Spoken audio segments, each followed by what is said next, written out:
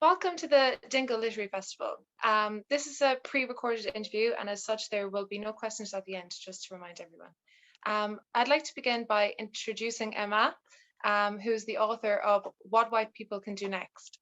Emma is an Irish Nigerian academic and broadcaster, and the author of Don't Touch My Hair, which was published in 2019. Welcome, Emma. Welcome. Hello. It's a pleasure to talk to you this afternoon. So I suppose my first question is, how did this book come about? And tell us what started it and why you wrote the book in the first place. So the book was inspired, or not even inspired, it was like a response to the response of the murder of George Floyd.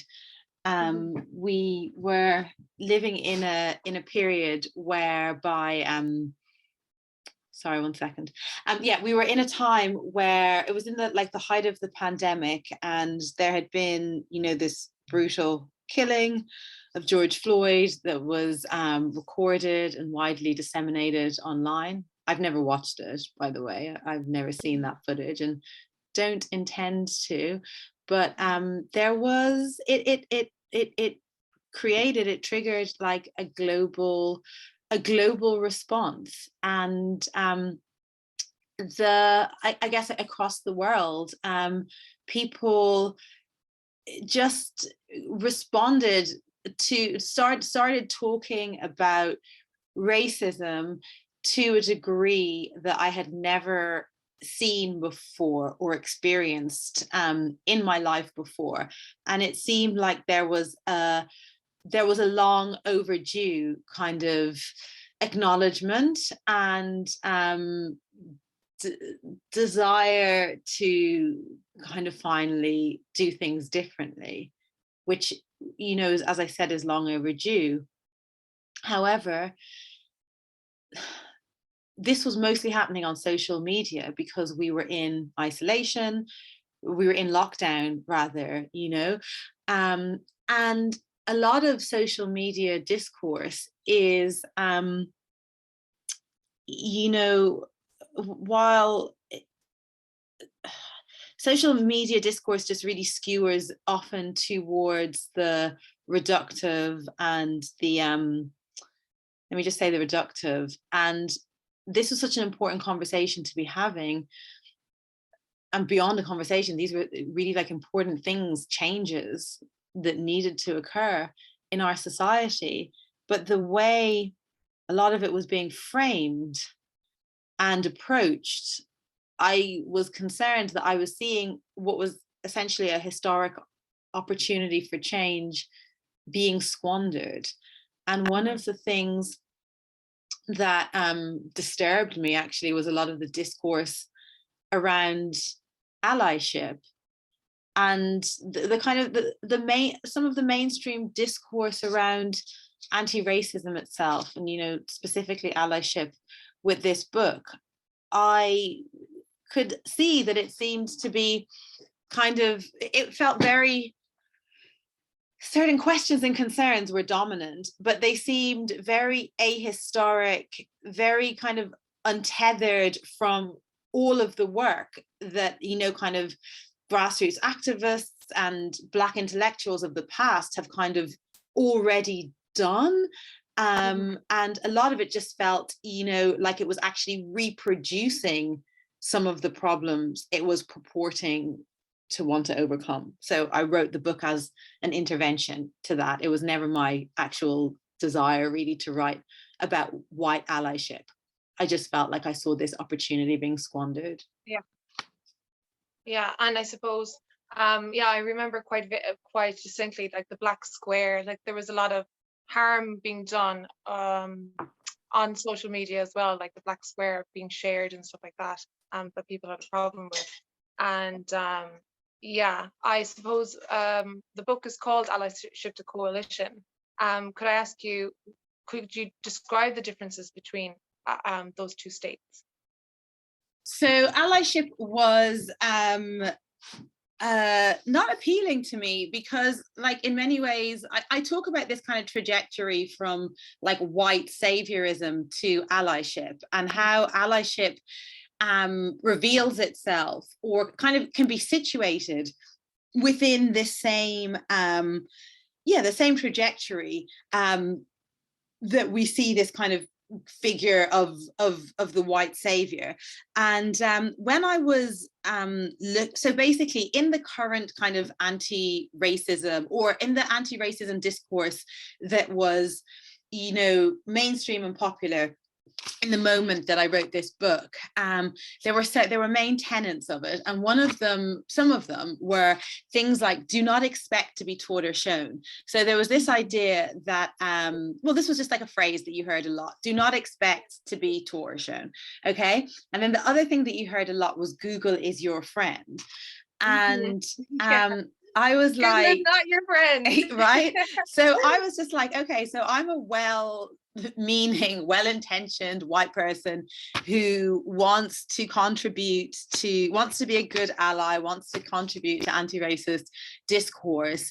I don't really know where to start, but I can't ask to be taught or shown, can't expect to be taught or shown, but Google is my friend. Okay, so I took that advice and I like kind of Googled allyship, and the stuff that came up was just like really, really problematic. And I was like, I don't want people taking their cues from this. It's like, it goes back to what I was saying about having this like incredible opportunity, having this moment, but then not fully capitalizing on that, and some of the potentiality of it, you know, being squandered.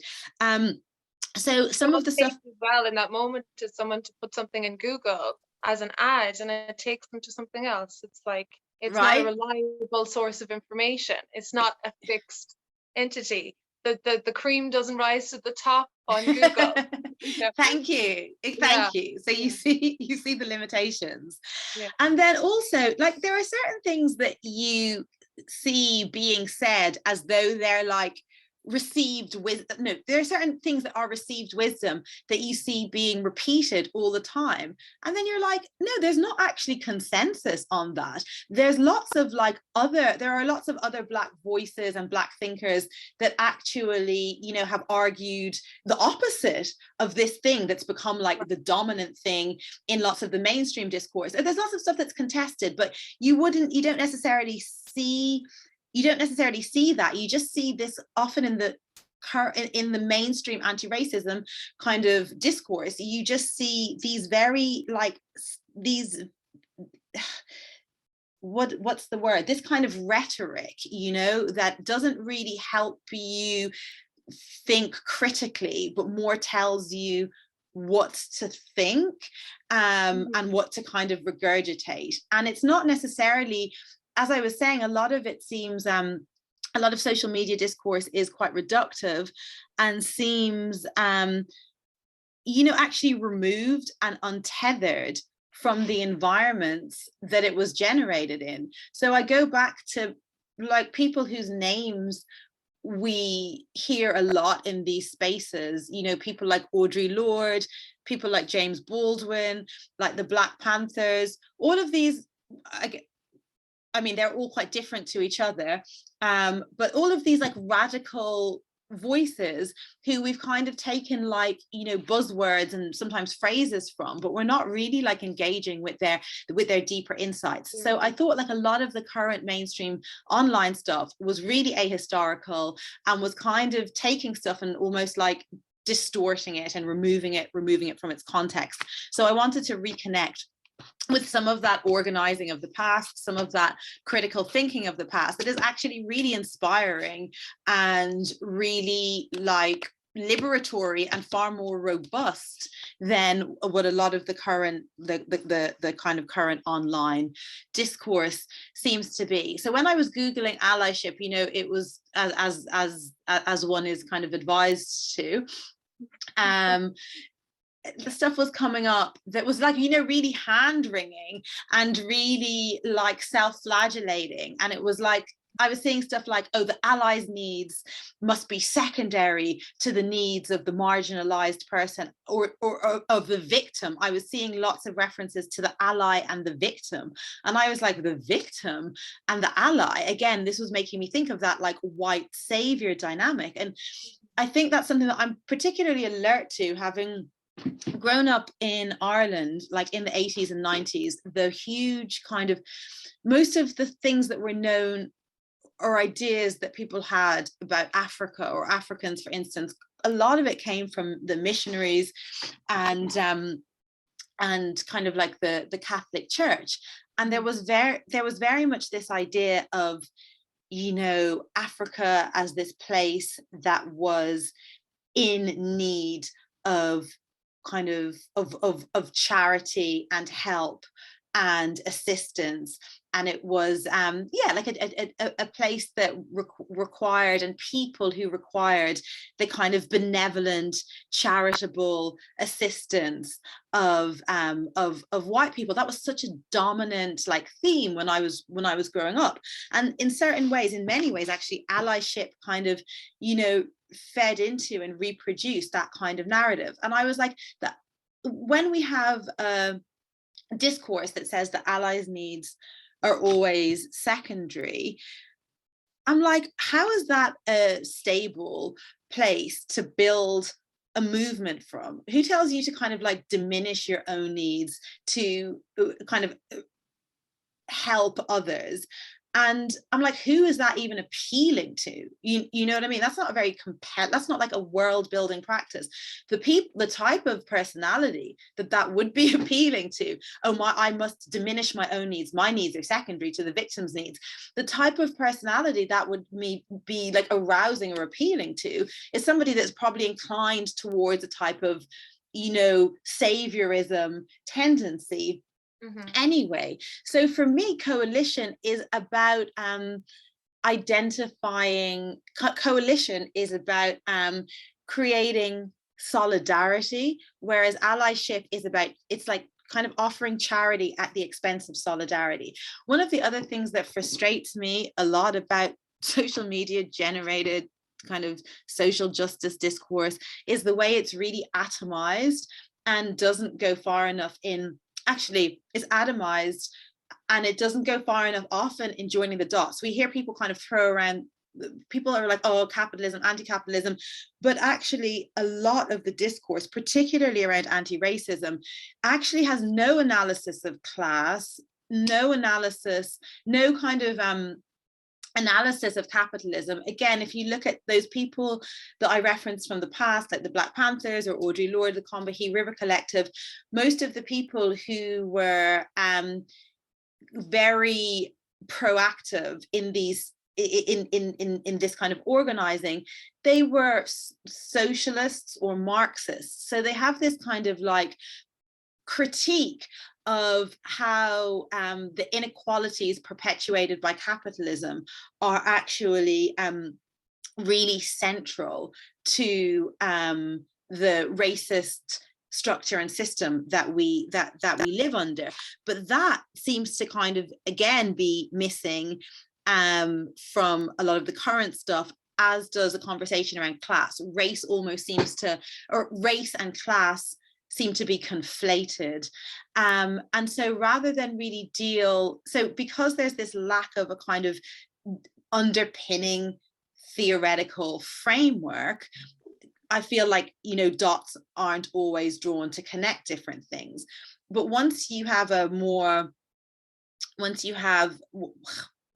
have that framework in place, or more of a framework in place, you can see that so many forms of exploitation and so many forms of, let me say exploitation, be it the exploitation of the environment and the way that has created this extractive dominant way of viewing the natural world and the environment, and the way that has contributed to, you know, global warming and the current like ecological crisis, that's a direct result of, you know, the kind of system of capitalism that we live under. That same system is the one that created the architecture of race and subsequently racism that we live under. If we, and then also there are lots of people, you know, who are not racialized minorities, but they still have diminished life opportunities as a result of the inequalities that are perpetuated by capitalism. When you kind of join the dots between those different concerns and those different movements, you can see that the kind of source of the issue, or the origin, finds its it has the same source. So you can start to kind of build movements that, although the people might have kind of different concerns, there is a vested interest in working together to change the system, rather than, you know, something like allyship that just says, oh, I'm actually fine, I'm just this person that's incredibly privileged, my life is perfect, and I might help you because you're a victim and you're somebody that requires my help. First of all, that doesn't appeal to many people. Secondly, it's actually misleading, and it fails to connect the dots between the ways in which, like, most people's life opportunities are, diminished because of the system of exploitation that we all live under. Yeah, it fails to put it fails to identify the root. And exactly. People are kind of flailing around like, oh we're fighting sexism, and what does that mean? Oh yeah, we're trying to get into the top echelons of society. It's like, no, yeah,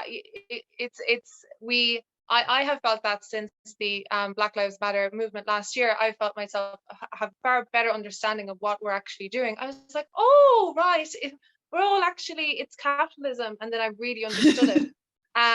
You know, and what you were saying earlier, I think, about when you were saying, like, not everyone agrees, you know, Black people are not a monolith, and being treated like a monolith the same way as Africa itself is not a monolith, like it's made up of so many different cultures.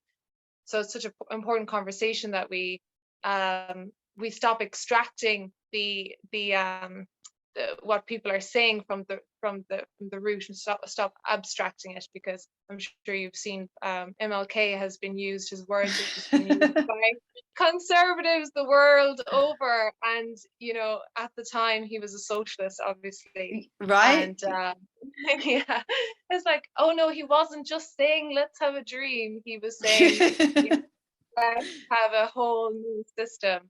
So MLK is such a good example, and I think his, like, radicalness is actually, you know, often or generally really obscured. And just before he was killed, he was actually working towards a poor people's movement, and he was advocating. So he was actually looking, again, you see this time and time again, he was actually advocating for a movement that was organized, I guess, more around class, because he saw that the kind of, you know, the gains from civil rights actually hadn't made a enough of a impact on the material conditions of the Black poor.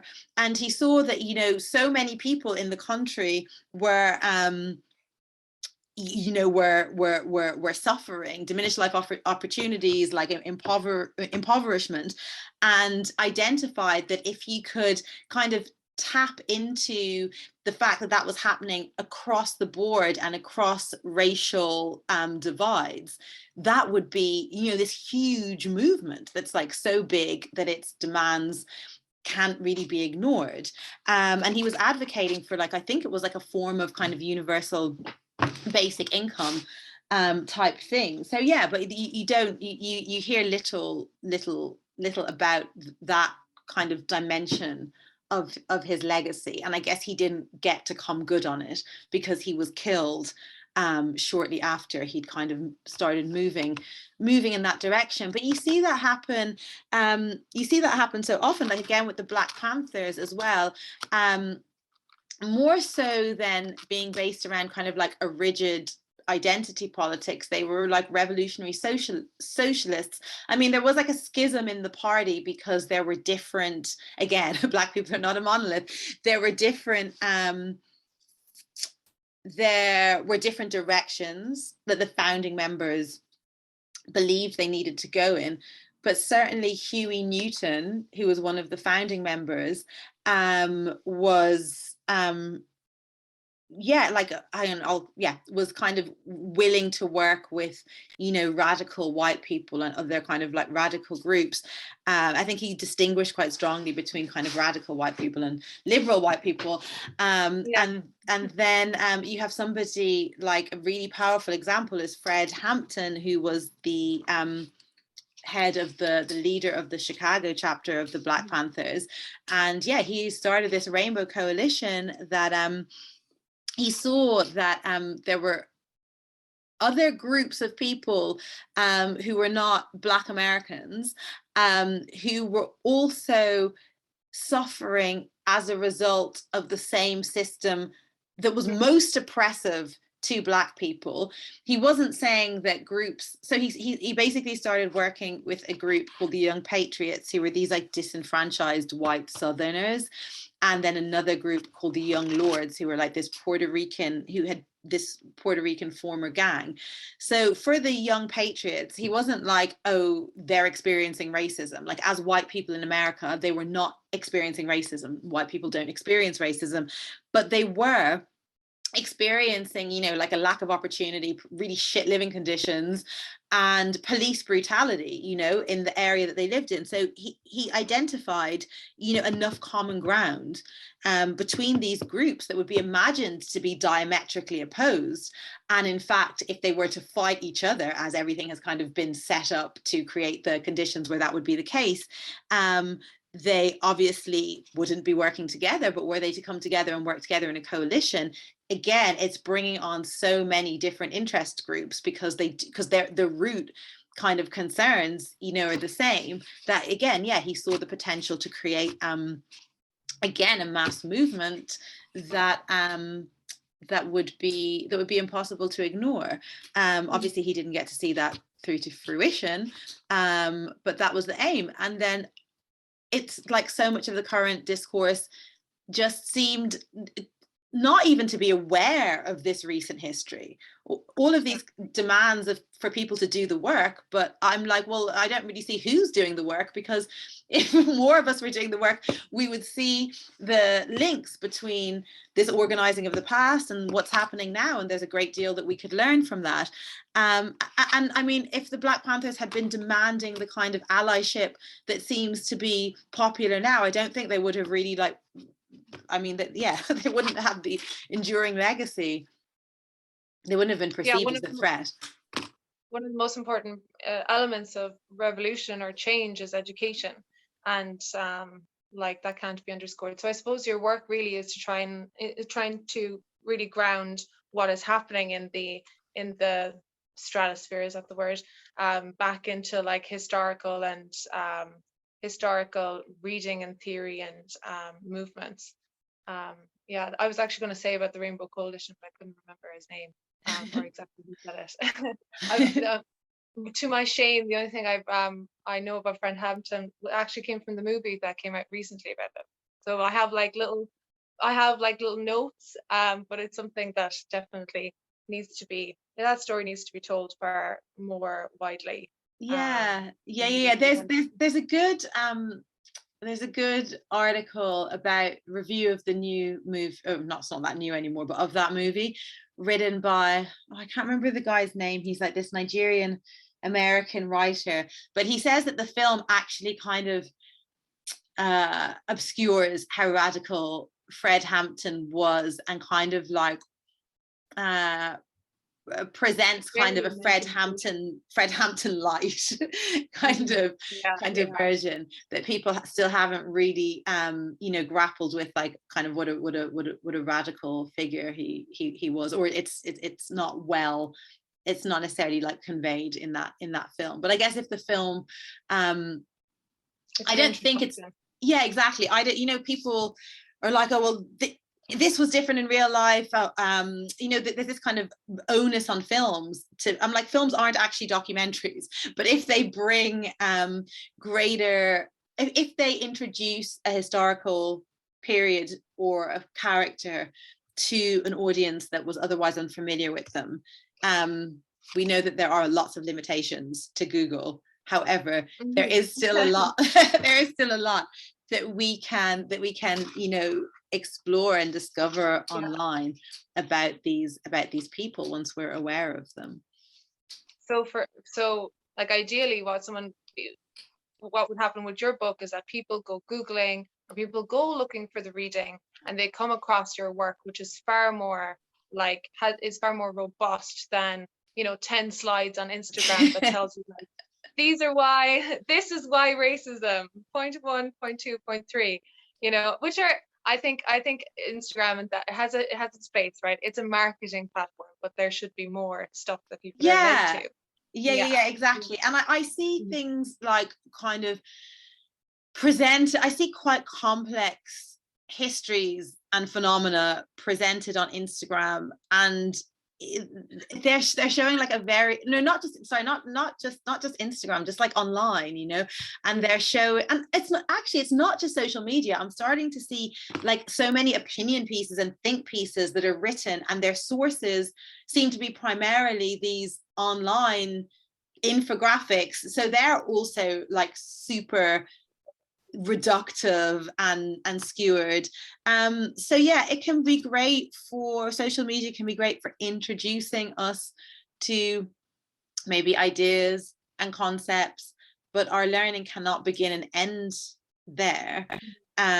So yeah, I would really encourage people that are you know, that do feel a commitment to I mean, yeah, it's these changes need to happen, because basically, you know, the earth just actually can't sustain our current way of being. Like, this change is just like cannot happen quickly enough. So it's not even just like, oh yeah, I want to be a nice person and I kind of want to help. Like, it's kind of fucking urgent.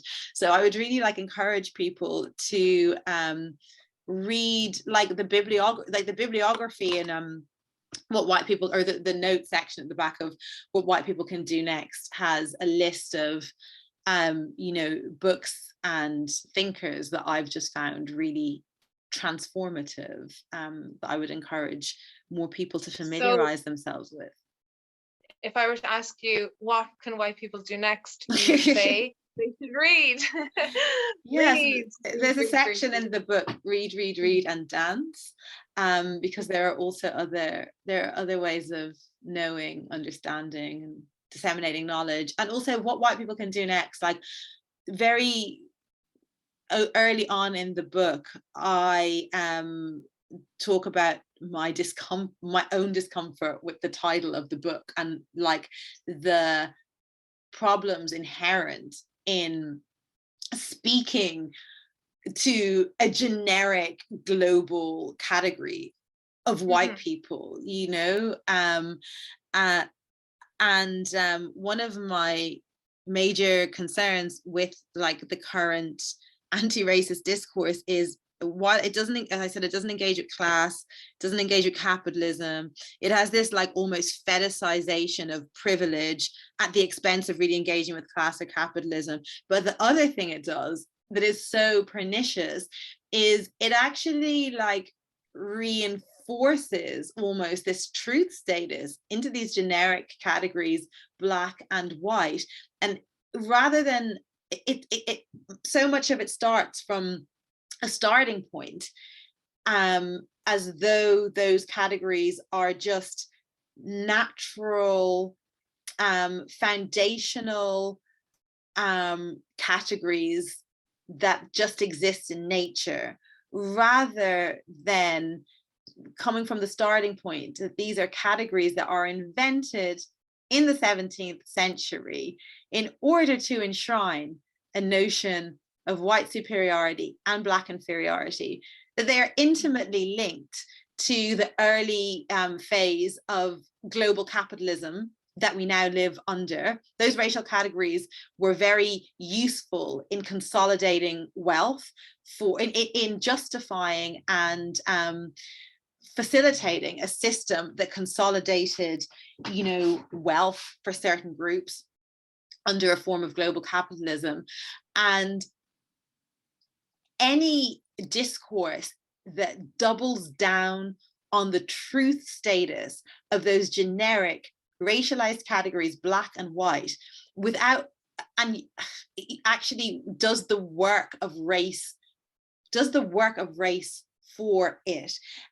If there was ever a moment when we were really going to get to terms with and fully understand this mantra that you see kind of repeated, but often that deeper understanding of what it actually means is missing, that race is a social construct.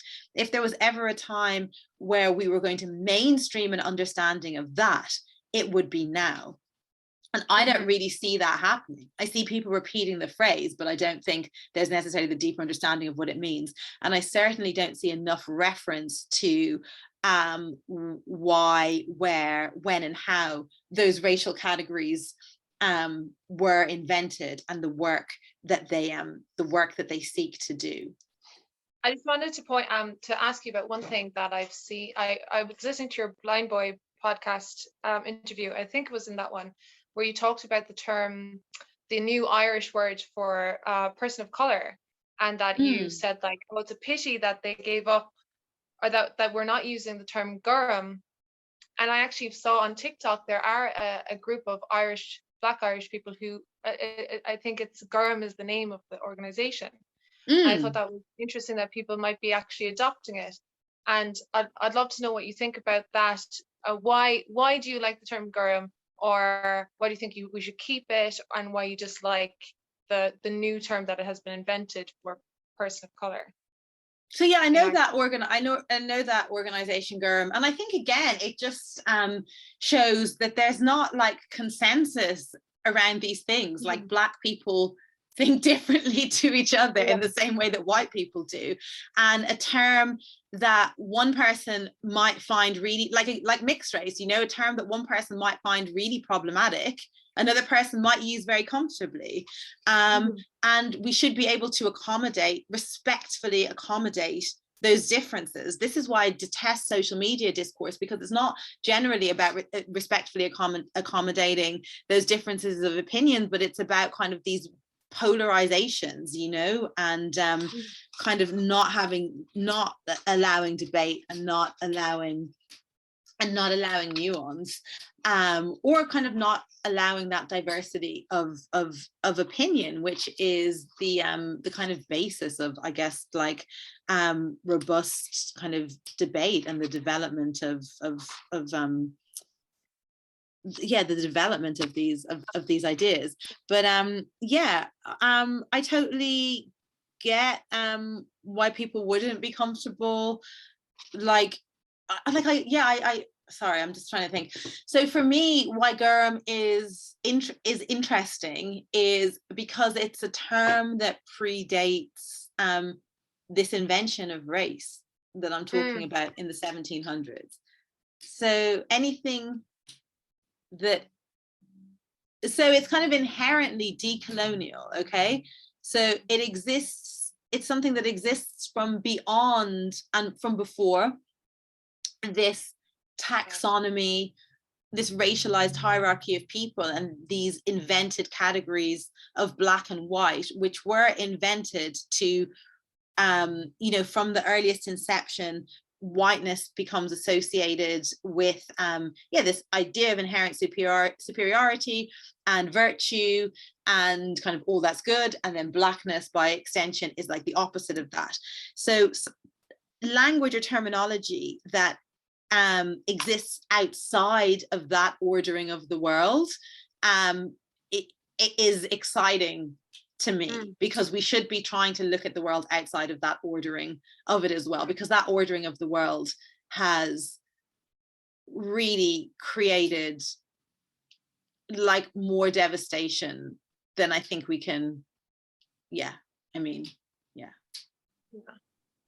that's that's so interesting. I think that like as a language, my degree is in languages, and you know, the things don't translate directly as Hmm. well. They mean different things, and it Hmm. offers the new. I think that is one of the reasons I'm going to learn Irish in 2022. I swear I am. And it's just like I want the eyes of Irish to see through it, and to maybe understand a little bit better what the Irish were thinking, and its language offers us that in different ways. Yeah, because Um, like I think like so the kind of colonial view of the world that divides things into binaries, not just black and white, but also something I talk about in the book is like man and nature, or nature and culture, with with culture and man, being dominant over nature, and that being the kind of framework through which we approach our relationship with the natural world, rather than understanding ourselves as more entangled with it and a part of it. We actually see man as dominant over it, which is the attitude and the way of perceiving that relationship that has contributed to where we are now. So kind of racism, so many of the isms, so many of the burning kind of crises that we're grappling with at the moment come from this dominant, extractive, binary, colonized kind of view of the world. Languages that offer us or cultures that offer us other perceptions, that offer us other relationships between the natural world and each other and with ourselves, they're really exciting. My desire isn't to try and remake them in the model that we're in now. right, I yeah. want to learn from them. Yeah. It's like going to Google for your information. It's going to mold it in a certain way because it's a certain framework.